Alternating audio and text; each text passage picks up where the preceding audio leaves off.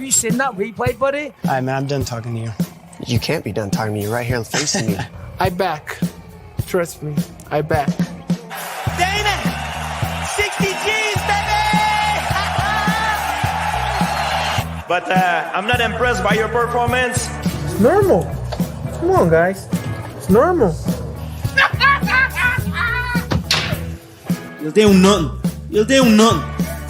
I'm the man of the hour, Joe. Too sweet to be sour. What you see is what you get, and what you don't is better yet. I'm the women's pick. I'm the men's regret. And if you win against Chael Sonnen, you made a bad bet. I don't have much left to say other than you have seen nothing yet.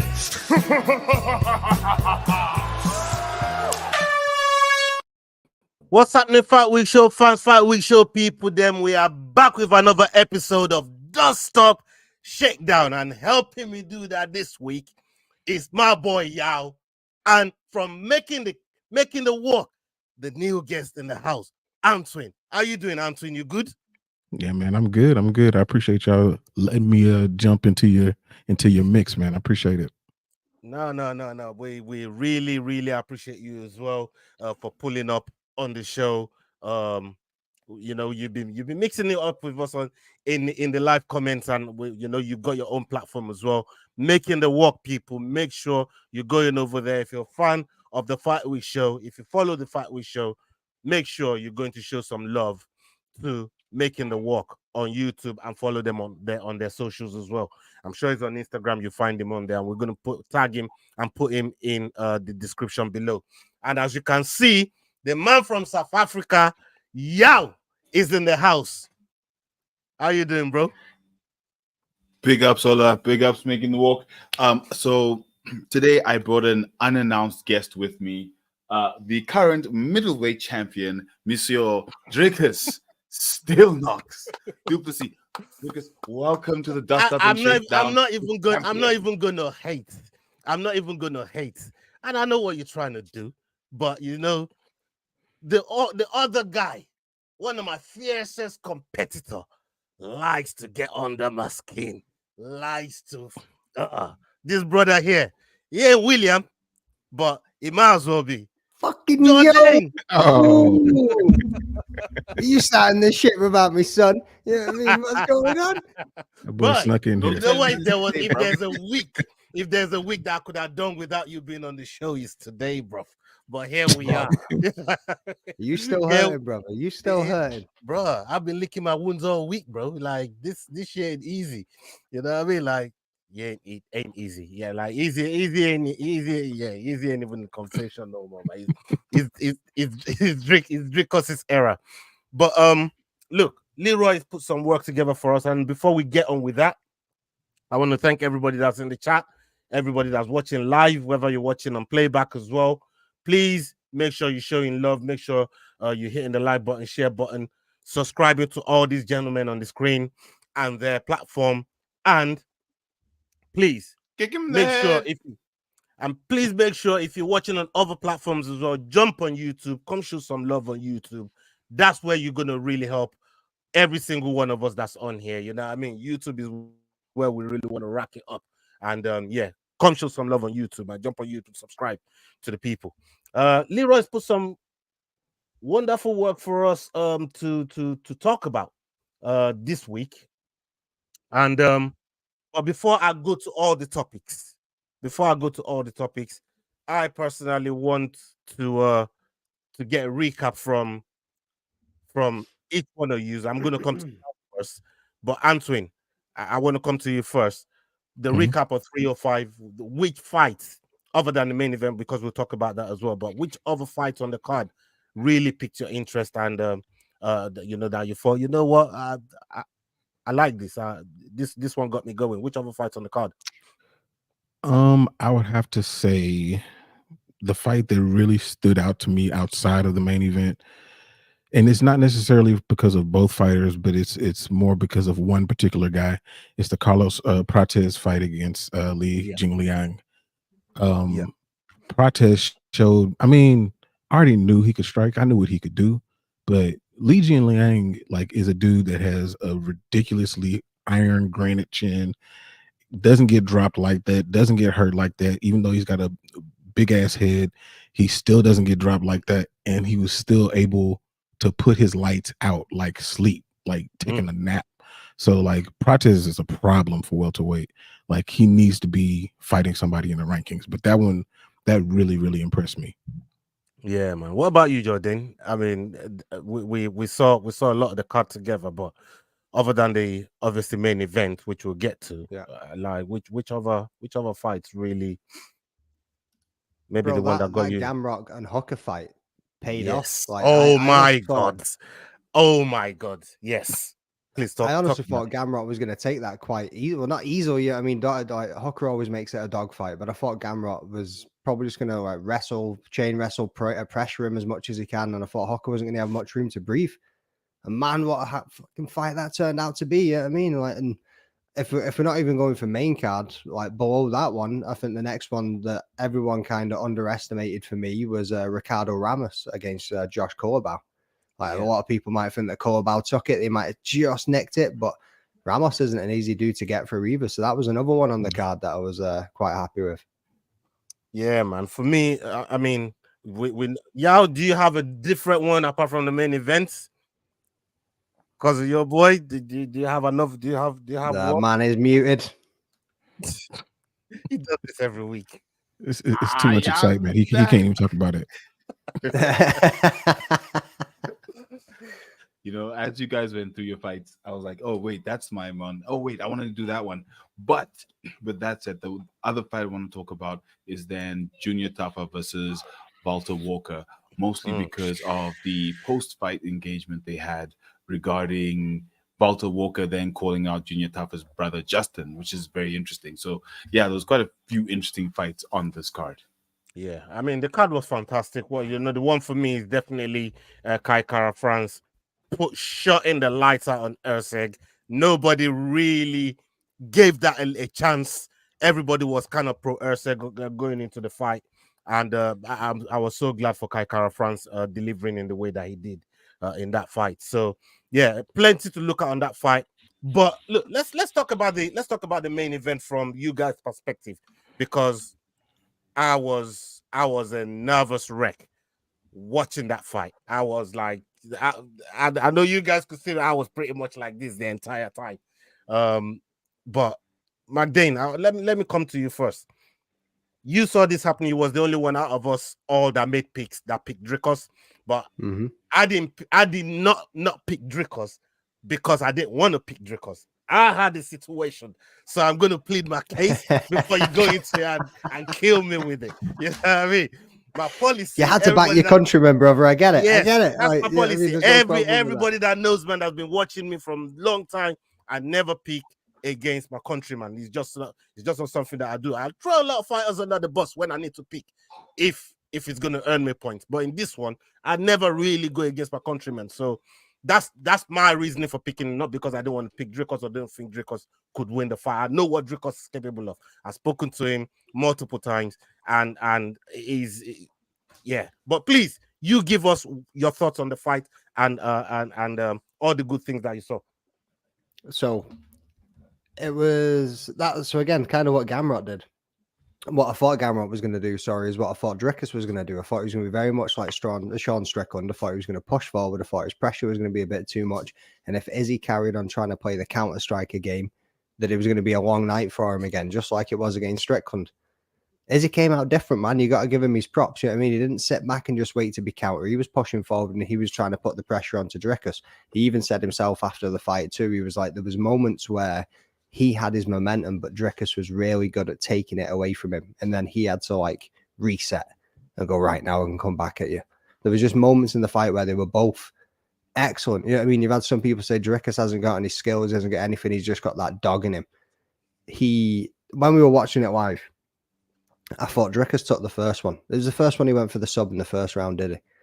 And I think so. He got the takedown, then he went for the sub in the first round. I think that nicked him that round because they were quite even. It was more of a feel out round in the first round. Second round, Dricus took it handedly. I thought that was his. Third round, he kind of took a round off. You know what I mean? I don't know whether that was gas and fatigue or whether it was just part of the game plan. Is let's just sit back and chill for a minute and move into the fourth and see where we go from there. Then to get the finish, like ain't nobody finishing Izzy like that. You know what I mean? Ain't nobody subbing him. Even Jan sat on his back for God knows how long and couldn't get the finish. But both fighters, man, you got to give it off to them. Like, the beef was settled, the respect was given, and I thought it was a great fight between the two. I would love to see it again. And like I say, it was good. It was good to see Izzy mix it up and not just come back in and just be the sit back and counter strike. I said to somebody, I can't remember who it was, the day, I think it was either on fight day or maybe the day before fight day. And it was, he isn't defending. He's going for a title this time. And the mindset you're going to have going for a belt rather than defending a belt is going to be completely different. Yeah, you're absolutely spot on. And a lot of the things that you mentioned there absolutely wrong through. Antwin, let me come to you. I mean, you saw the fight, the preparation, and the beef, the race beef that that was actually loading up before fight day. Yeah. But we get to fight day, and these two, they get to it. What's your take on Izzy's approach? Because he said he didn't care about the belt. And sometimes if you're too in your mind about who you're going to fight and not worrying about what's at stake, it can take you off your game plan a little bit. But what's your take on the whole approach and how Izzy delivered his fight? You know what? Like, I was proud of the way that Izzy handled himself, in the sense of not letting his emotions dictate how he was going to fight. The fact that he did go forward and wasn't on his heels the same way that he fought when he fought Sean Strickland, when he fought, even Paulo Costa, a fight that he won. He was still, if you look at the finishing sequence, he's back towards the cage and he starts to go forward, and that's when he starts to win. He took a different approach in this, and he knew that he had to upset Dricus's timing and not allow him to be comfortable. And the thing about Dricus du Plessis is, in my opinion, and y'all might get mad at me for this, but I don't really care, he's the most skilled person I've ever seen. Like, the dude, like, his ability to just be offbeat and be awkward is his superpower. That's what makes him good, because you really don't know what he's doing. Sorry to cut you there. Does it remind you of Blueface? Does it remind you of Blueface? Offbeat rapping? Bro, you know what I'm talking about, right? I know exactly what you're talking about. And for some reason, Blueface was successful for the time that he was.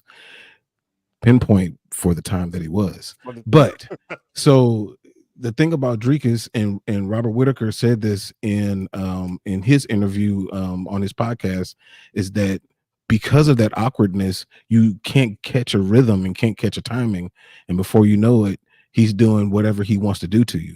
And that's exactly what happened in that fourth round. At the beginning of the fourth round, Izzy was starting to find his timing. He started to download what Dricus was doing, and you could see Dricus going backwards. But then Dricus remembered, oh, I can wrestle. And the very thing that Dan Hooker did against Gamrot by threatening offensive submissions to keep Gamrot from getting closer to his hips is exactly what Izzy wasn't doing. And that's how the finishing sequence happened. So Dricus continues to impress me in whatever awkward fashion that he has. But I think that things will get a little bit more difficult when he starts to face people who are more on the grappling side. But I can't front. I mean, he did what he did, and he won, won the fight. But I still was impressed with Izzy and the way that he handled himself. Let me push back a little bit there on that last bit there when you said people on the grappling front. Would you not put Bobby Knuckles in that category? I think that Robert Whitaker is a good wrestler, but there's two parts of it. You can wrestle, and that gets you to a certain point, but then you have to be able to finish. You can't just wrestle him to the ground, and then now we're in the area of jiu-jitsu. It's a two-part game. So I think that Robert's going to be able to use his wrestling offensively to threaten a little bit, but you got to be able to do something after that. And I think that that's where Dricus will be able to use his power, use his awkwardness and his explosion and all that stuff to get things back on his side and be offensive for him. So in other words, what you're saying is you can't wait to see him and Hamza. Chimaev. I mean, at least for a round and a half, it's gonna be nasty. But after that, I mean, DDP, he got cardio. I don't know where he picked it up, but do they sell they sell cardio in Africa, in South Africa? They sell cardio because he picked something up on sale or something. Bro, that no surgery did him a world of good. And when you grow up on a farm, you tend to be strong and you normally have good cardio because you have far to go to do anything. Right, yo.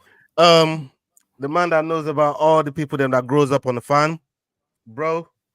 knows all the man that sell cardio. You know what I mean? Knows all the man that sell cardio. Knows the people that sell load shedding.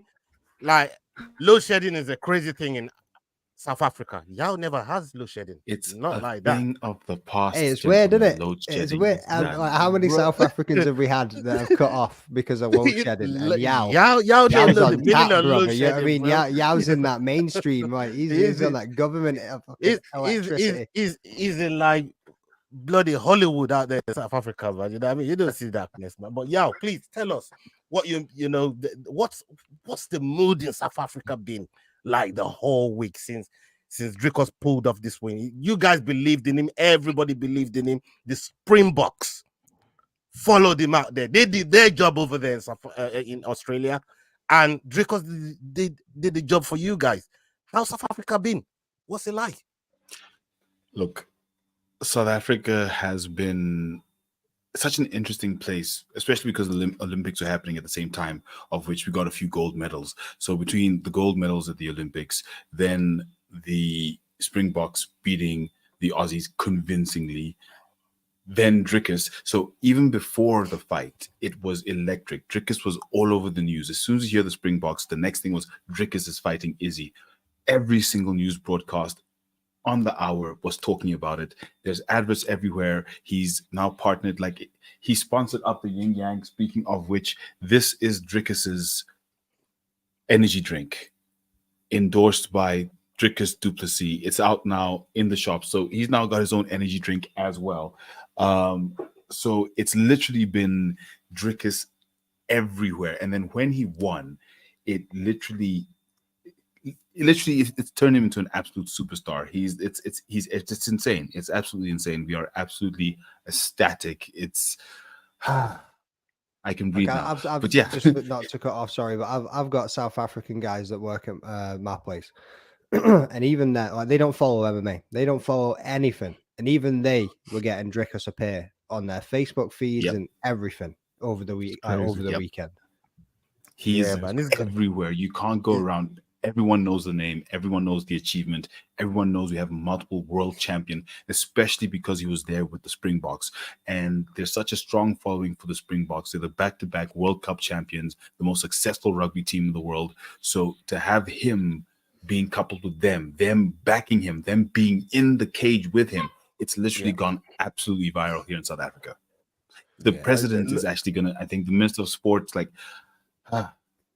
Well, that's what Giddy just said there. The president didn't give us a day off, but I sure as hell gave my guys a day off. Go on, Giddy. Salute to you, Giddy. I mean, when you look at the achievement of Dricus, is absolutely insane. You know what I mean? From EFC, KSW, coming to the UFC, staying undefeated, seeing a couple of bad boys along the way to the title, and every single time it just defies logic to a lot of people in the way that he fights. It defies logic. But the one thing they always say, I've gone back and listened to what Izzy was saying as well, and I'll talk about the fight in a minute. They all say how strong he is. When he grabs hold of you, that's when they all say, oh my God, I didn't know he was that strong. Like Izzy said, from when that Gable got locked in, there's no way he's breaking it. He weren't breaking it. He knew from the Gable lock, it was over. That's what he said.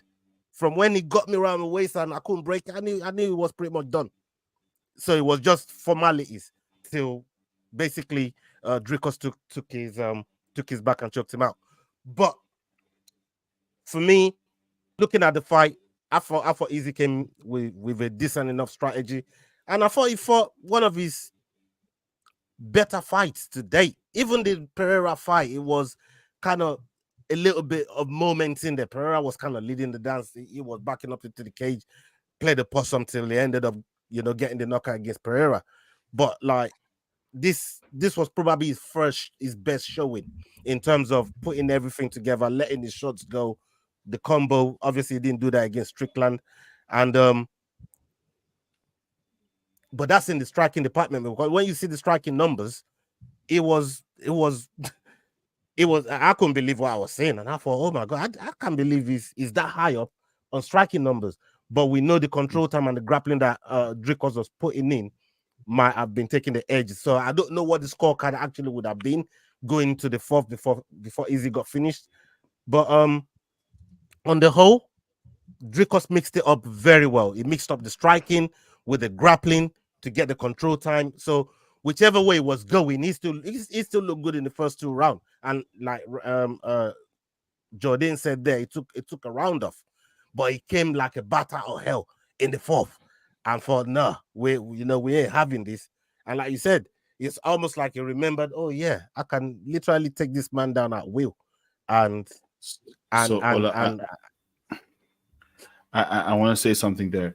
What you're saying now is, and what you guys have described is exactly what I said before the fight. For me, the coaching is the key. Izzy did the same thing, and just in increasing success over the 3-4 rounds. Dricus came out different each and every round, which is why we can even say he took off in the 3rd. And that is the secret of why he's unbeatable, is because you don't know who's coming out the next round, because he's gone back to his team and they've said, okay, 1, 2, 3 did or did not work. Do this now. So the guy that just came out is now suddenly a bit different. Now you couldn't adjust fast enough, and that's exactly what happened to Izzy in the 4th. So that's the reason that Dricus is so difficult to beat. It's not just because he's awkward, and I don't call it as most skilled, unskilled. I call it the dirtiest strike. Like it's just dirty, but it's so effective. There's nothing clean about what he does on his feet. You think he's gonna fall over. Like half the time, he looks like he's gonna topple over, but somehow he's connecting. Somehow he's getting to you, and it's like, but are you in a street brawl? But no, it's technical somehow. But yeah, I just wanted to say that it's for me. That's what the difference is. The team. Yeah, coming off the back of what Yao just said. Sorry, let me just jump in here. And this can be a 2-parter, because when you were speaking, there was something I wanted to ask you as well. So I'll just quickly address Yao's. So did you guys see the clip of Izzy after the fight? And he was talking about in the 3rd when I think Izzy cracked it. No, he sprawled. Dricus went for a takedown. Izzy sprawled, and he was like, I bounced his head off the canvas. And when he was about to stand up, so when we were sitting watching it live, and this kind of feeds into what I was going to speak to you. Obviously, we all had our own horse in this race. We all had whoever we wanted to win. You wanted Izzy, I wanted Dricus. So in that moment, when I seen him sprawl and he hit the deck, I thought, oh shit, he just cracked his head on there. Which obviously, you're going to feel it. When he was getting back up, when I was watching it live, I was thinking, right, Dricus knows that Izzy's going to come in here, and he knows, and he stands up, it's going to be dangerous, and he's going to lunge, he's going to crack him, he's going to try and kick him in the head, he's going to try and do something. You know what I mean? So I thought, and from the angle that the camera was on the TV, you couldn't really see Dricus. It was more at the side, back of the head, that you could see him and you could see Izzy. And I thought he's just biding his time because he doesn't want to stand up and get cracked. But from what Izzy's perspective was, and it was cool because when he stood up, he fucking jumped forward and cracked Izzy. Like, you know what I mean? He had that timing where, to me, it was like he was biding his time thinking, you ain't getting me, son. I'm going to make sure I've got the time to stand up here. And then he lunged forward and landed a left. I think he landed on him. Yeah. But from Izzy's perspective, he was like, that man was gassed. I seen him sitting there taking a deep breath. And it was probably a bit of both. You know what I mean? It was probably a bit of best of both worlds where that's how it felt to Izzy and that's how it looked like to him. That was his perspective. And Dricus was going, fight IQ. I ain't standing up right now because if I stand up too quick, you're going to get me. And how can I do this? And that then fed into the point of Izzy saying his awkward style of, you think you're going to have the momentum, and he cracks you and makes you reset. And he said that was one of those moments where he was just like, right, okay. And he just had to reset himself and go forward again. So then what I wanted to come back to, like, it was just interesting with you saying that, I kind of led onto it. But what you were talking about before, Ola, was about the strike counter. Again, own horse in the race. Whilst we were watching that fight live, Izzy had the highest strike count. But honestly, from watching it as we were, how were you feeling the rounds were going for Izzy? I didn't I like didn't- personally, and maybe because I was back in Izzy. Sorry, back in Drickus.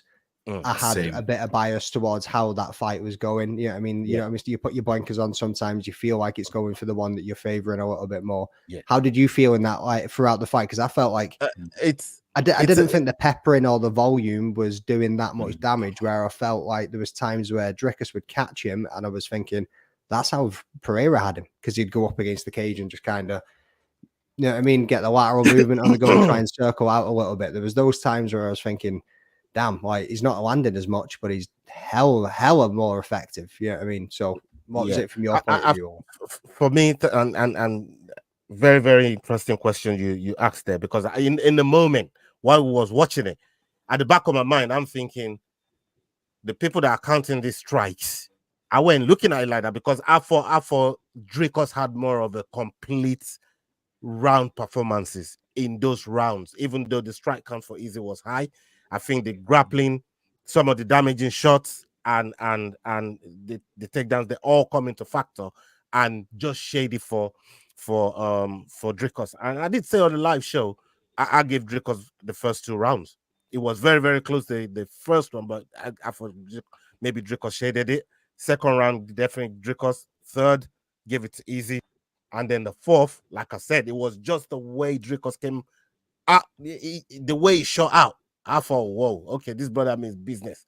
It's either it was feeling the pain from the third round, taking the third round off, and Izzy had a very, very good third round, and some openings there that didn't quite, go his way. But all in all, I always felt at the back of my mind that the actual look of the fight, Dricus was shading it, not by much, but the strike counter is telling you something different. But sometimes you could strike if your opponent has got a bit more control time in there, a bit more grappling in there, submission threats in there, and on top of that, putting a few strikes, it might just shade you out of the round. So I was kind of looking at the overall picture rather than just the strike count. But the strike count did kind of, I don't know what Antoine thinks, when that was going on. I mean, I had a 2-1 going into the fourth. And I agree. I mean, it's the equivalent of Izzy was touching him, but Dricus was hitting him. Right. That's really what it comes down to. Izzy was finding pockets to be successful, but it wasn't really doing anything to take away from what Dricus wanted to do. And what I learned more about Dricus was that he has 2 things that go for him, and that's him being smart and him being aware. He's very smart. And to Yao's point of him being able to change between rounds, he's smart and he's aware of when he needs to do that, and he listens to his coaches. It seems very simple, but there's so many fighters in the UFC that don't do that, and they look back at the fights and they're like, I wish I would have done. But Dricus doesn't do that. He did what he thought he was going to do, and he listened to his coaches to do what he or what they wanted to accomplish, and it worked. Yeah, I mean, look, Team C.I.T, they're crazy out there. You know what I mean? In South Africa, that gym, the full of champions.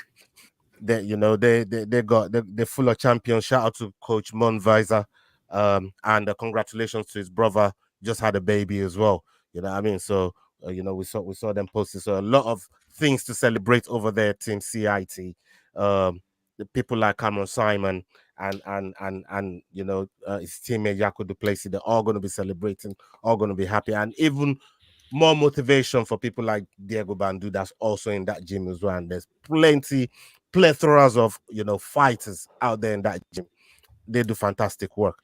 But fellas, what's next for Dricus in terms of this Bobby Knuckles fight that's not pending with Chimaev? We know that fight's not going ahead, and they not promised Strickland that he was going to fight the winner of Izzy and Dricus. Like that's Sorry, not kind of up in the air. Ahead? Bobby Knuckles and Hamza Again? Chimaev. Yeah, it's not going ahead again. No, it's going ahead. No, it's going ahead. Yeah, it's happening. No, I know it's happening. Sorry, I thought you said it was off. No. I said it is going ahead. I said Sorry. it's I thought now you going ahead. sorry, right? I thought you Yeah, were saying yeah. it was off again. I was No, just no, like, no, no, what? no. So well, that's what I'm saying. That in light of that fight going ahead now, do we hold fire on Strickland, see what comes out on top, and then because the A side should get a choice now, you know what I mean? Dricos is just defended against Izzy, which is the fight that everybody wanted to see before Strickland came into the mix in the first place. It's almost like Strickland spoiled the party for everybody when he beat Izzy and took the belt, because everybody wanted to see Dricos and Izzy right at the height of that beef. You know what I mean? But the injury to Dricos, he had to sit out, bring Strickland in, and now Strickland is in the mix. But who does it? Who does Dricos fight? And if you have to choose, who would you be advising him to choose, Yao? Let me ask you first, Yao. Who would you be advising him to choose if you had to choose between those two guys now? Look, I'll say Strickland, simply because with where he is in his career, what he's done, the only other fight he's got is Alex Pereira. So I say fight Strickland, prove that February was not a fluke, prove that split decision was not. It was just fight. one of those things. It was a close fight. It was just one of those things. It was a close fight. But I am the best in the world, because that's what he says he wants to do, is to prove that he's the best in the world. So I would say fight Strickland, go for the second fight with him, and then after that you can call for whatever and whoever you want. But at that point, you've cleared out the division. Sure, you can fight Bobby or Chimaev, but you can literally just pass on both of them and just kind of wait until there's another contender, or until Chimaev fights someone else. So I think if he fights Strickland, the world is his oyster. He can do whatever he wants and call for whichever fight that he wants. Not yet anywhere close to the best conversation, obviously, but well on his way. McDane, how do you see it? Because I know you like Chimaev, you know what I mean, and you know he's got some really, really strong attributes as a fighter, as an athlete, especially when he's in there. When he's in there, different kettle of fish. Would if he was in Dricos's camp, like who would you be looking to for Dricos to face, in your opinion? Depends how long he wants to wait, doesn't it? You know what I mean? It depends if he wants to stay active or if he wants to just take some time off for a little bit and see where it goes and see how a couple of these fights play out. But I don't know. It's a tough one. It depends. I think Bobby Knuckles is going to smash Chimaev. So it's. I think he'll survive that first round. And hey, we've already discussed this before, so don't act like no fool, son. Like, we've already been through this. You know what I mean? Don't sit there and start tripping, like. You know what I mean? We've done this. We've done this. Right? You asked me if I wanted to put money on it, and I said no because I'm with Bobby Knuckles all day. Like, but if Bobby Knuckles wins, I don't even think it should be him. I think it should still be Strickland. If I'm honest, he beat Whitaker. You know what I mean? He beat him. Like, and it wasn't even close. And that Strickland fight, you could argue Strickland won it. So that's the one that makes sense to me personally. So to that point, or he waits to see how other fights in the division play out. Cannonier and Baralho. You know what I mean? However you say his name, Baralho. The fighting nerd might be able to come up and give him a bit of a challenge. That'd be an interesting one to see too. Izzy's talked about coming up there to see Dricos for a minute still. I mean, not Izzy, Usman. But that's a whole different talk. You always got to bring him into it, don't you, bro? Well, I didn't, bro. He said it, but I want to come to Antoine first. Oh, then leave me the hell alone, bro. You've already seen countryman smashed by DDP. You want to see another countryman get fucked? I'm just saying what he said. But you might as well get Sadiq Youssef and Kamaru Usman to fight Dricos. Put them together. Yeah. Yeah, and it might still not be enough at this point. But Antoine, let's talk about this whole Strickland situation now, because we know that Dana's promised Dricos, your next defense will be in South Africa, bro. Right? You win, your next defense is in South Africa. And these brothers out here, they want Dricos. I mean, they want Strickland to go to South Africa now with the kind of person Strickland is. How do you see that whole build up? The things that go come out of Strickland's mouth, and he's already talking about apartheid and Wharton and all Yeah, this you other saw the crazy comments, shit. mate. Like Yeah. this guy is crazy, bro. But talk to me, Yeah, Anthony. he is. I mean, it's gonna be a bunch of bullshit. Y'all already know. I mean, he's but Strickland that's the fight, man. That's the fight. I think that Robert Whitaker and Chimaev, like, they're gonna do what they're gonna do, but let's say Chimaev wins. Who knows when that fight's gonna be or where that fight can be? That's a problem. If Bobby Knuckles wins, then that's just a rematch that we saw a conclusive finish to. So do we want to see that again? Strickland and DDP. It's funny that we even brought this up. Me and my wife, actually, she's in the chat. We did a salute to your wife. Big up. Yeah, we did an episode on rewatchable on that, because going into rewatching it, we were like, man, I think Sean won that fight. We rewatched it and was like, no, that was actually clearly a DDP win. So I think that would be something that he can put a stamp on, like they said in the chat. And it's a big money fight. It's probably the biggest money fight that he can have in the division. I am against him fighting Alex Pereira. I think that Alex has work to do where he is, and DDP has work to do where he is. But I think that the fight to make is Sean Strickland, and then let the division shake out where it is.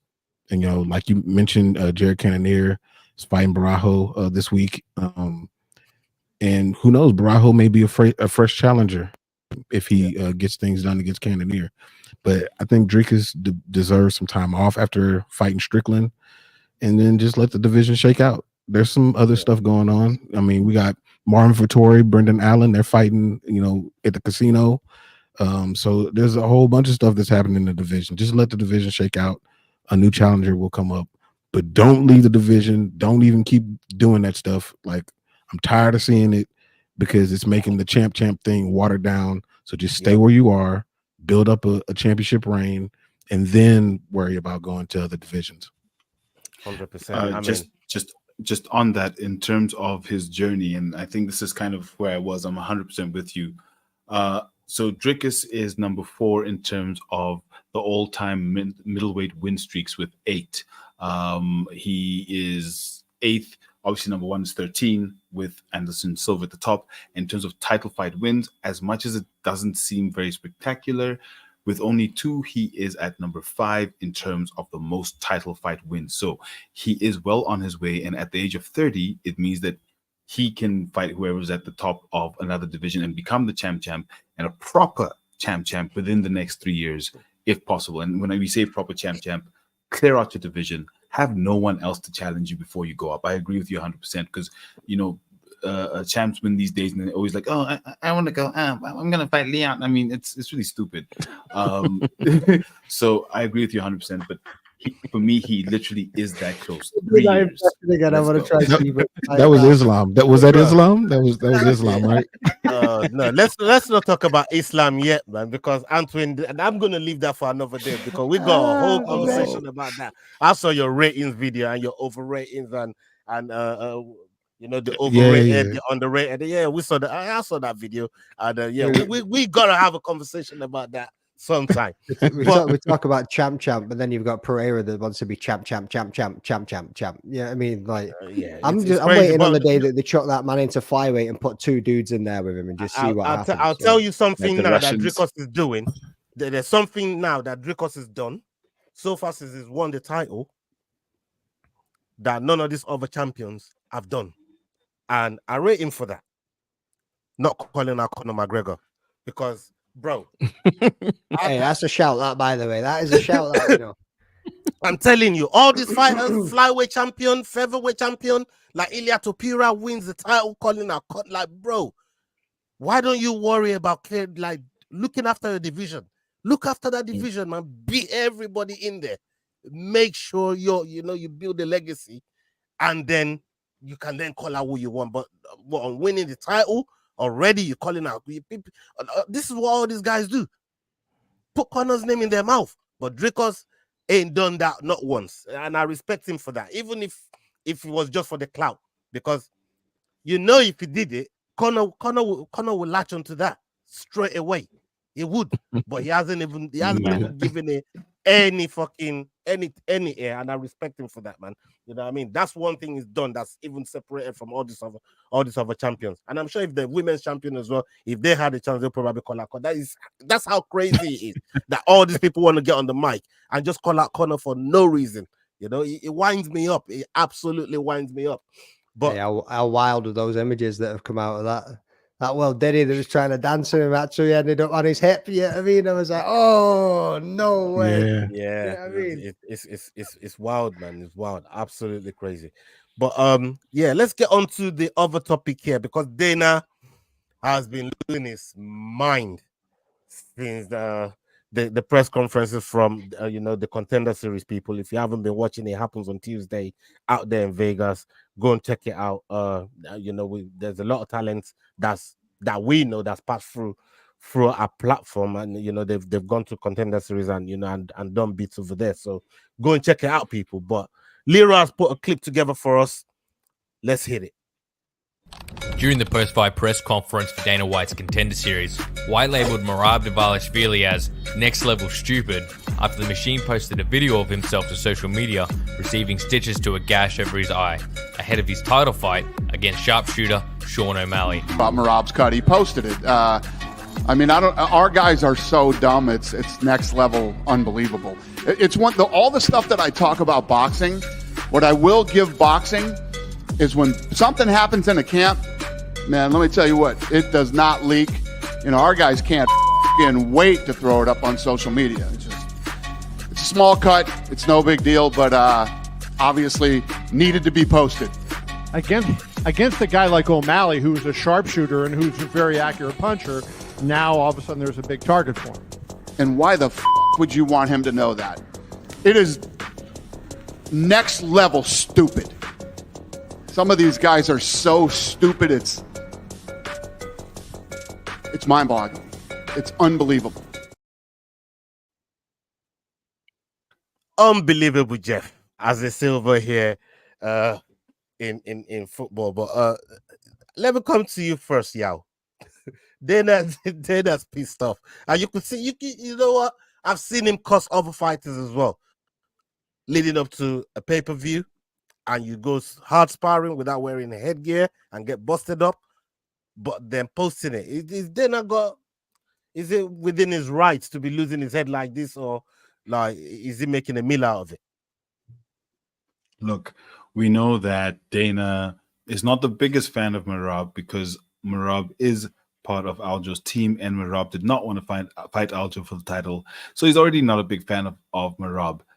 And then Merab goes and does something that is generally silly, but I mean, this is the machine. We're talking about the machine here. Merab Dvalishvili, I've seen him jump into a pool, swim back and forth, and spend about 2.5 minutes underwater. This dude is insane. So Dana's pissed off, but when Dana doesn't like a fighter, it doesn't take much to push him over the edge. He didn't say much when Paulo Costa did it. He didn't say much when Charles Oliveira did it. So I mean, it's clearly targeted.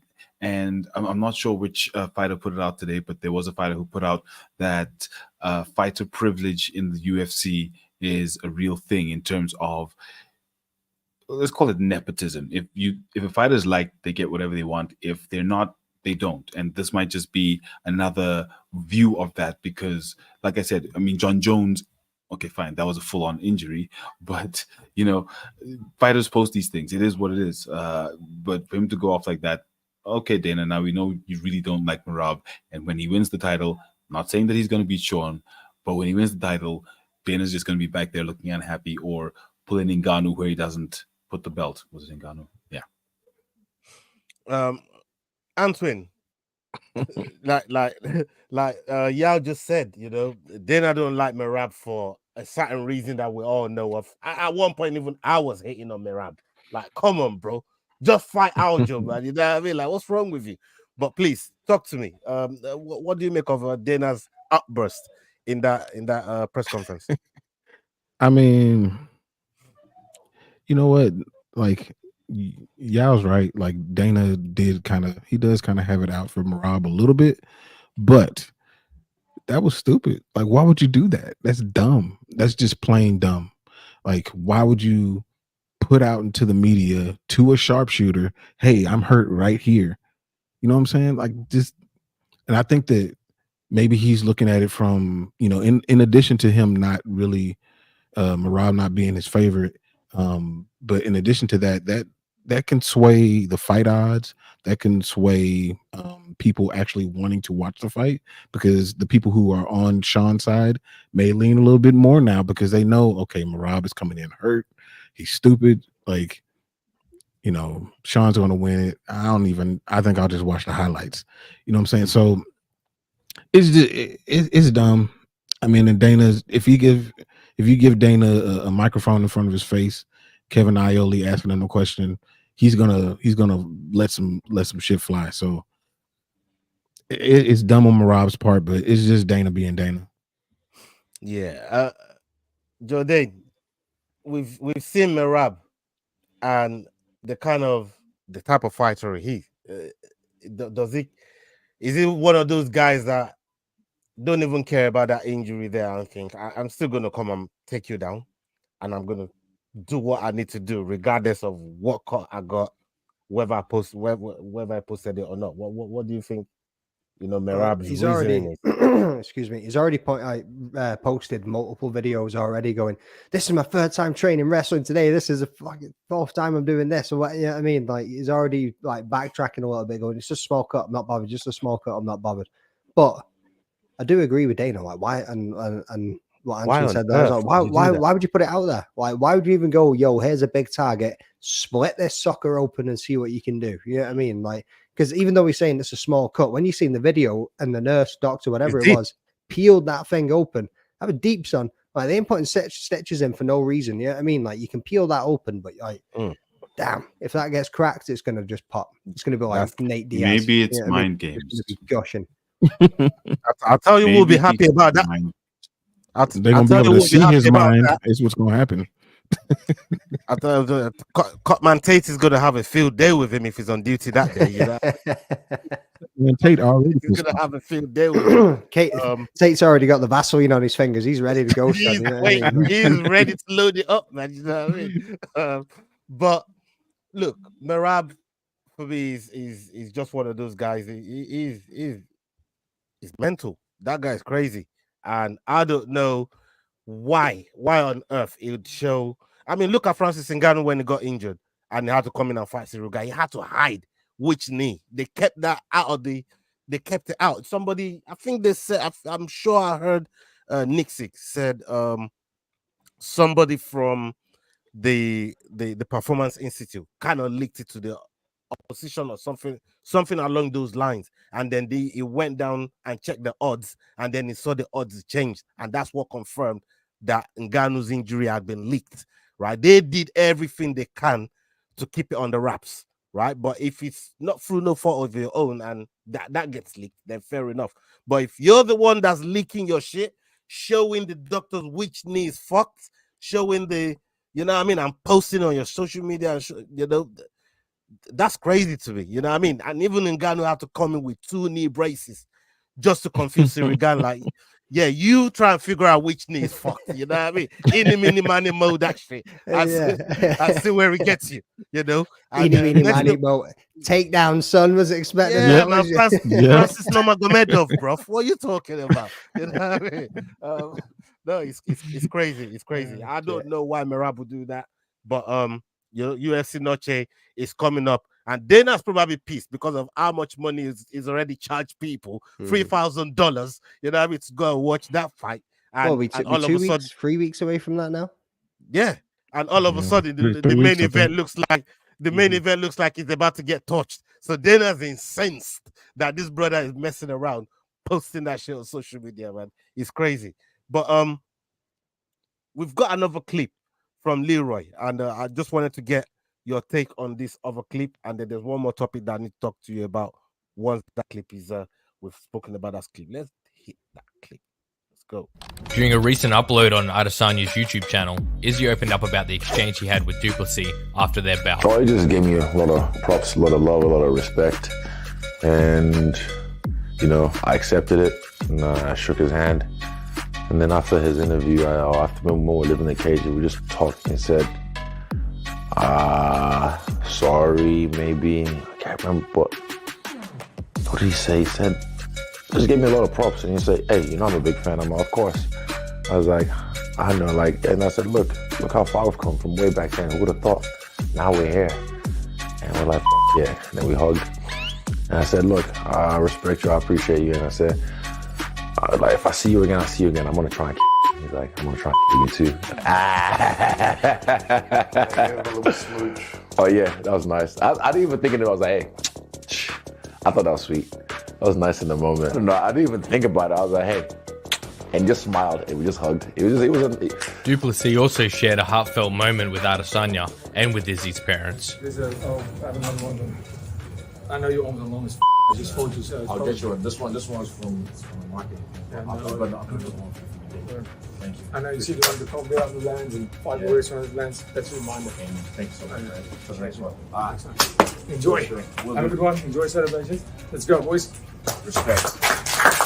African champion. Of course, man. Yeah, inspiring. Appreciate you to do it again. Thank you so much. Thank you. Respect. I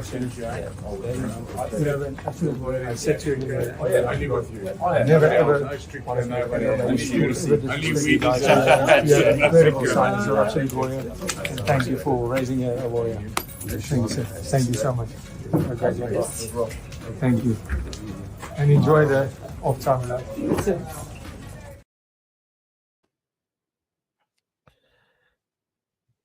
Right, people. This is one of the moments that we don't often see so much in the sport. But when we see things like this, it kind of shows why we're all like MMA fans. You know what I mean? Because it don't matter how crazy the beef, the build up is. At the end, when you see respect like that, it's always beautiful to see. Antoine, let me come to you first. I mean, just seeing that moment with Izzy's parents and Dricos, with all the crazy shit that gone on, how beautiful is that to see? Yeah, no, I definitely love to see that. I mean, I like when things escalate to a point, but I like when it's able to be settled in the cage, and then afterwards it's a done deal, and everybody goes back and has respect. Because when you're in there, even not even just in the cage, if you fight somebody on the street, and you're in there and you're mixing it up with them, you're gonna leave with a little bit of respect for them for even just getting in there with you. And this is at the highest level with all these things on the line. They are going to leave with respect for each other. And so for Dricus to obviously what he said bothered Izzy, and he said what he said in the cage, and then afterwards he was a man and went to his parents and said something to them as well. So like, I mean, I love that level of respect after the fight. So yeah, it's nothing but good stuff after that. Magdalene, what do you take from all of that, especially both of their interaction before Izzy's mom called Dricos, that interaction with Izzy and Dricos? Man, it was great to see, like you said there. Yeah, I mean, absolutely love to see it, and it's what martial arts is all about. It's all about love, respect, and honor. At the end of the day, I mean, we get caught up sometimes in all this smack talk. We get caught up in the press conferences. We get caught up in the build-up of fights. And we even said before this fight even started, all the race baiting and everything that they'd done to try and hype the fight up wasn't necessary. Like, we didn't need that for this fight. You know what I mean? It was ridiculous. Like, they used a card and they played it, which wasn't needed at all. I know Dricus may have said some things, as he may have got in the cage after a few too many and started talking about like the 23 and me or whatever it was. You know, I mean, like all of that stuff. Like, and again, it's the fight game, it's the business, it's how to build these things up. You know what I mean? There was a few bombs dropped here and there, but none of it was needed at the end of the day. And once the fight was all said and done, it was all love. And yeah, I mean, like, to see that with the parents too, because obviously Izzy, like, everyone made fun of it. He got upset. He had a few tears during the press conference as well. But to see Dricus go up to his parents and say, "What meant no disrespect at all. Things were said that were said." You know what I mean? And thank you for raising a warrior. Like, what more do you want at the end of the day? Yeah. Yao.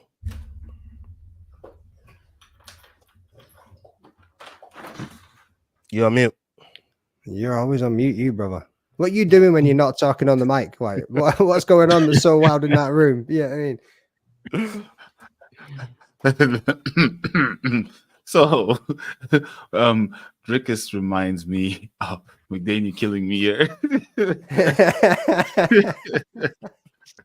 So Drickus reminds me of the head prefect at high school, the kid that everyone loves and can get away with any shit that he wants to. He's lovable. The privileged white guy, but is that what you're saying? it's not always that. No. Not here, not anymore. But ironically, he is, to be honest with you. I mean, to have his own energy drink in this country already. I mean, to be honest, that is the height of privilege. That's some privilege. But with that said, so for me, I'm not surprised that he was 100% respectful after the fight, that sort of engagement happened. You could hear from the beginning, he said, listen, I didn't disrespect anyone. All I did was tell the truth. And that's what his rhetoric has been from the beginning. And then he just kind of poked and prodded Izzy along the way, just poked and prodded Izzy. And then Izzy would react with like a Hitler video or something ridiculous. So, Izzy was trying to go there and Drickus was just poking him, lots of fun. So that interaction was beautiful. I'm glad that Izzy hadn't taken anything personally, that he also knew that it was just fight business and that he was commensurate enough to actually have that engagement, receive the gift, and, wishes his now former opponent well and stand there as two true African champions. So it was beautiful to see. Yeah, man, 100%. To me, Africa won, and that's what I take out of all of that. Just seeing all that interaction, everybody African in there supporting, and it's a nice thing to see. It's something that I've always wanted for the continent, and I'm just happy that Drickus is now being passed the torch, and he can now go on, hopefully to dominate the division and put in a legacy of his own, a run of his own. We're looking forward to seeing it. But whilst we're there on that, one sec, just before you jump on. So whilst we're there on that, obviously, Africa won. We're going to be going to South Africa, and he's going to be getting his next title shot there. Well, his next title defense there. Right, Yao, you're the man on the ground on this one. It ain't easy setting things up in Africa, son. I don't know what it's going to be like setting things up in South Africa. You know what I mean? The logistics of it, let's not say there's no corruption. I mean, there's a lot of things that will go off in the background which will make this thing. I don't know how the PFL just got things set up so easily from the looks of it. You know what I mean? From this side of the fence anyway. But how smooth do you think that they can set up that show and get it done? In terms of setup, fairly quick and easy. I mean, we've done Commonwealth Games, we've done World Cup. Now, I know those are different types of tournament setups, but in terms of facilities, I wouldn't say come a dime a dozen, but we do have world-class facilities. The catch is the exchange rate. That would then sort of determine, but that would help because if you are coming from somewhere like Dubai, the States, or whatever the case is, it is a cheaper destination to go and watch the UFC than anywhere else because we have the exchange rate that benefits people from the outside to come in and watch. So if we still push it as a very international event, it would work. Where a lot of people are saying Pretoria, Times Square, it's the right sort of size. Think it holds maybe about 20,000. We're not looking for a super insanely sized crowd. So not anything like Loftus Versfeld where they play the rugby, which can hold up to like 50,000. I don't think we're going to get anywhere close. So, anything in Pretoria, Times Square, 15 to 20,000 seater, definitely will book it out. It would work logistically. Like there shouldn't be any issues at all. I'm really looking forward to it. I think it would be an amazing show. Heck, they could also go to Sun City and try and recreate the Rumble in the Jungle, throwback to Ali versus Foreman, the great African fight, something like that, the first time here. So Sun City is another option. Sun City is an extremely high-end option. It's a world-renowned option. They have the international golf challenges. They used to have a lot of high-level boxing back in the day as well, so it's already known as a fight destination. So maybe Sun City. So we do have quite a few options in and around South Africa with regards to where they could host it. And in terms of the income, like I said, lot of international people will still fly in because South Africa is a cheaper destination for something like the UFC. 100%. I mean, for me, I think it's more the locals that I'm thinking about in terms of, like, you know, I've been able to afford tickets and be able to go and watch live, but there are people out there with deep there are people out there with deep pockets, and they'll pay for those tickets. But for me, I think it's more going to benefit the fighters that are already on the roster on the EFC, and we know quite a few of them, and I think it's a really good opportunity, that, and it's something that they've all been talking about. We've spoken to Adrian Sanchez so many times, people like Blammy, you know, the Black Panther, Gift Walker. They've all said, you know, the UFC coming to South Africa is something that now gives them a platform to perform in front of Dana, because a lot of these guys want to fight in the UFC and follow in the footsteps of Dricus, right? They all want to fight in the UFC. The one important name. You left out one name, the one important name. Iga Smiley Cabeza will finally be put in front of a UFC crowd. 100%. Iga Smiley Cabeza, for real. You know, these guys will finally be able to perform in front of Dana White. So I think it's a big thing, and a big opportunity for those guys to you know, to grab, and maybe off the back of it, you know, some of them might get a contract into going to the UFC. Only time will tell. We'll and see. you know what? Please. What's interesting about the EFC, like in relation to the States, like when we first started our channel, we were looking at other organizations to look at and cover and things like that. And the EFC came on the radar because of Dricus. And I was looking for fights, and I was like, man, it is hard to watch fights in the States. Like, it's super hard for us to catch them. And so, like, that's a major obstacle that could be cleared if they are able to establish a fight down there. So I would really be looking forward to it. Yeah, man, 100%, man. You're right about that one. The news came out today. Well, that I clocked it today, and it's the last topic we're going to talk about before we get out of here. Just wanted you guys to chime in real quick. John Jones, your boy, Jordan, has said he don't intend to fight nobody when he don't fight his Stipe.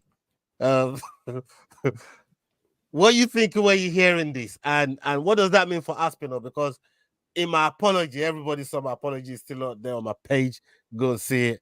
I see him as the undisputed champion, anyways, right? But now that John Jones is now come back, don't make me pull your apology. Are you about Tom? You see him as the undisputed champion? No, yeah, I said Jones should have vacated. I thought you didn't I say Jones? Jones should have vacated. Jones should have vacated. Hold on, let me land. Jones should have vacated. Him fight for. He shouldn't be defending the interim, anyways. You know what I mean? But them two should have done for the undisputed title, and whoever one Jones can come back and see them when he's back from his injury.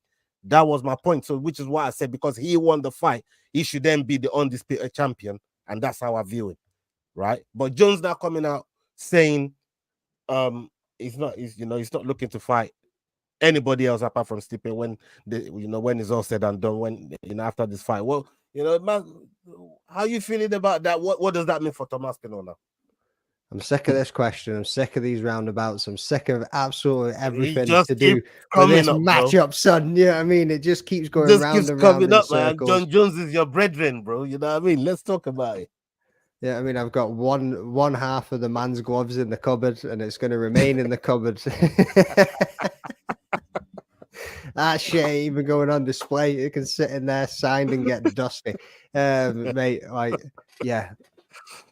But just need to wait and see at this point. He's going to keep saying what he's saying because it's getting the stir on Twitter. Yeah, I mean, I think he's just playing that troll. I've said this before as well. Like, I think he's literally just going, people don't like it when I'm saying this. I'm just going to keep on saying it, and I'm just going to keep winding people up. And he even said, I think the other day, maybe yesterday, that if they make him a big enough offer, who knows? So I think he's just playing two sides. And at this point, I'm like, right, cool. We all want to see him fight Tom. Whether he does or he doesn't, It's in his hands at this point. Like, we're going to see this Stipe fight. That's going to be happening whether we want to see it or not. And now we just need to wait and see whatever he decides to do. Whether he's going to ride off on his bike up the mountain and into the sunset, or if he's actually going to come back and unify the belt. You know what I mean? But again, yes, light heavyweight, incredible career. What he done throughout his career, you can't knock it. Like, man was the GOAT, as Dana likes to say. He goes absolutely nuts for him. You know what I mean? Like the glazing from Dana. Dana even said recently himself, yes, I'm going to glaze all day, and I know you guys hate it too. Like, but he's still going to be doing it. Like, he just does. The man doesn't care. You know what I mean? Like, so you look at his heavyweight record, and you go, Gan, Stipe, 42-year-old Stipe, 43-year-old Stipe, whatever he is. Yeah, I mean, looked like he was walking with a limp the last time we seen him at a show. So, light heavyweight career, full respect. Heavyweight career, if he walks away after Stipe, can you really give him that much due for beating the two guys that he did? The man with no grappling that he took down and made it look easy against, and then an old retired firefighter. Yeah, crazy. Antoine, I want to get your take on the whole John Jones thing, as a whole, and the way that I keep saying it. Jones has had one fight, 2 minutes in 4 years. Yeah. It's 3 years out to get to heavyweight.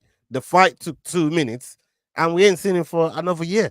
So that's 4 years. We only saw him for 2 minutes. So, what's your take on this whole Jones, Stipe, Aspinall triangle? And I've asked the boys before, should Aspinall start getting disrespectful to Jones just to get him out of, get him out of pocket a little bit, get him out of character, and see if he can really prize him away from that Stipe fight and make the Aspinall John Jones fight? Well, Tom's not going to do that. That's not even his character. But he already is. He already is, though. I love that video. I still, if I'm John, I'm like, that's cute. That's cute. I mean, when it comes down to it, like, John Jones right now is a ceremonial heavyweight champion. That's what it is. It's a ceremonial champion. Aspinall is the best heavyweight in the world, period. However, when I think about this John Jones situation, it reminds me of the George St. Pierre situation. George St. Pierre took 4 years off, came back, fought a person who he was the champion, but what did y'all really think of Michael Bisping during that time? He really only had one eye. We knew what was good. And so he fought him, beat him, choked him out, done deal. Robert Whittaker was right there to fight him. But he was like, nah, I don't think I really want that. I'm done. And that's the difference between John Jones and GSP. John Jones said, nah, I'll milk this for a little bit. Is there an easy fight that I can take? Yeah, sure. You can fight old man Stipe. Okay, I'll do that. But that's really the only difference. John Jones is just a troll. He's going to troll and milk it as far as he can, make people upset because he loves to do it and he loves to get those reactions, and everybody's giving it to him. He's going to fight Stipe and he's not going to fight Tom. He's just not. He's not going to fight him, because if he fights Tom, let's say he fights Tom and he beats him. Let's just say he beats him. Then what? Alex Pereira. So now you got to fight Tom and you got to fight Alex. then you beat Alex. Then what? Somebody else is going to come. It's not going to ever end. So I think if I'm John, I would have dropped the belt already. But John might as well just fight Stipe and leave. That's what we all want to happen anyway. And we really don't even want the Stipe part of it. Just leave. you are one of, if not the greatest fighter to walk the planet. And at this point, for me, nothing's going to change that. Nothing at this age of being 37 is going to change that. So if you just want a cash grab, go ahead, grab your cash in November at MSG and go ahead and get out of here so we can get back to business. I mean, you mentioned a really good point that I didn't really thought about. I mean, the amount of wicked fighter that Jones has swerved, because Francis Ngannou was right there, and he made that fight, and he made that fight long. He didn't want no part of Francis Ngannou at the time that we were talking about, and You know, it was already there. It was already, you know, building for heavyweight. Ngannou waited for it. As soon as Ngannou left, John was like, "I'm ready." He's gone. Okay. You know, all of a sudden he's alive. He's ready now. Tom is here. He's injured, but he's gonna be fit enough to fight Stipe. Like, bro, if you're fit and you're the best heavyweight in the world, fight the man that's got the interim title. That's the only fight that matters. You should be unifying the belt as a champion, anyways. You should be saying, "Listen, I want to unify that belt. There can't be two kings in this division. Yeah, I'm gonna make sure I go out there, put this guy back in his box, take that interim away from him, and then we'll know who the undisputed king is." But he's not doing that, and that's what drives me nuts. And I know that John Jones has a lawyer in Yao. Yao, please. You was gonna say. Will the defense attorney please step forward? No, there's no defense. I think everything Anton said is 100%. If John had gone up, won the title, and said, "Listen, I'm going now. I've proved I'm the best all round. There's no question," without having wasted time, no one would have said a word. We all would have been like, "Yes, this is the greatest fighter ever. There's no question." But the fact that he's but of course, back then, I mean, he was 35 or so. The fact that he's waited this long is what's now making us all ask the question and making us all forget the greatness that is John Jones, the undefeated one who will walk out of any room with no one else walking out. He's the only one who will walk out of the room if he goes with anyone else. So I'm doing my best here because honestly, I agree. He just needs to drop the belt or fight Tom. But that's not going to happen. I love the content Tom's putting out. It's starting to, be very, very direct. Let's go find the room, let's find out if he will be the only one walking out of that room. So I think Tom needs to keep on going. I think that was quite British humor. I think Americans have been looking at that content going, "What the fuck is this guy doing?" Like, hey, I get it. I talk to enough British people. I understand. I understand you guys are saying that funny, but I understand. So wait, Tom now has one win, and if he beats whoever, he's won the interim and then he's defended the interim. Does that count as as a win in a title defense, or does he have to unify before it counts? It should be a title defense because the guy he fought ain't no schmuck, and we know that. Blades ain't no dickhead. I mean, in terms of the record, it should be a title defense to my eyes. That's title defense, legit, and that's why I said because no one's ever defended an interim. So, but no one ever defends an interim. So, does an interim defense count as a title defense? That I actually haven't asked the question before. It should be. Yeah. It does. It should be. Yeah. And somebody has before. I want to say Henan Barrow defended in interim belt back in bantamweight, but he'll probably he'll get his little rubies in his belt. They might be cubic zirconium. Well. They'll be there. He'll get some. Think he gets pay-per-view points as well? Yeah. Oh yeah. There's got to be a deal in there with that already. Yeah. So to me, that should be a title defense. That should be a title fight, like undisputed title fight. That belt should have been vacated. And I still wish that was the main event of that 304 card. I really do. Like, seeing because you knew it was going to happen. Like, I knew it was going to happen soon. Like, so for him to go in there and get the finish, and then to see the 5-round fight we've seen of Leon and Bilal was just. It was flat, you know what I mean? The atmosphere and the Then I was so pissed off with that card, man. Then I was so pissed off with that card. It was unbelievable. He need to be pissed off at himself for making that card in the middle of the night and disrespecting them fighters and them fans like that. That's his fault. Mm-hmm. Yeah. You know what? You're right about that, but they tried to bring that actual point up, and he shut it down. It's like, so what? Basically, that was Dana's answer. You know what I mean? So what? Who cares? Yeah. Who the fuck cares? I think that's exactly what he said. So then that would be Dana. People, thank you so much for hanging with us. Salute to Antwin for pulling up, making a walk. Salute to you. Thank you so much. Jordan.